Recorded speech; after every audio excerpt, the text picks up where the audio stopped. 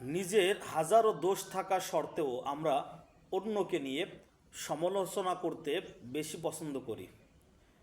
আমরা নিজেরা সারাদিন অপরাধ করি, এটা অপরাধ নয়, কিন্তু অন্য কোনো ব্যক্তি সামান্য কোনো অপরাধ করলে সেটা মহাভারত অশুদ্ধ হয়ে যায়। আমরা সেটাকে নিয়ে অনেক সমালোচনা করি, দোকানে এখানে সেখানে এগুলো প্রচার করে বেড়াই। আপনার এই মন মানসিকতা থেকে বের হয়ে আসতে হবে।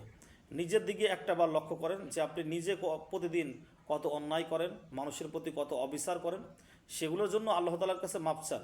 কিন্তু অন্যকে নিয়ে আল্লাহর রাস্তায় সমালোচনা করেন না, কারণ অন্যকে নিয়ে সমালোচনা করে আপনার মূল্যবান নেকিগুলো আপনি নষ্ট করছেন।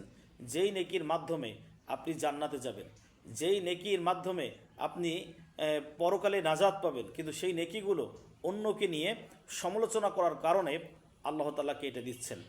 এগুলো থেকে আমরা বেরিয়ে আসবো। আল্লাহ তাআলা আমাদের সকলকে যেন তৌফিক দান করেন।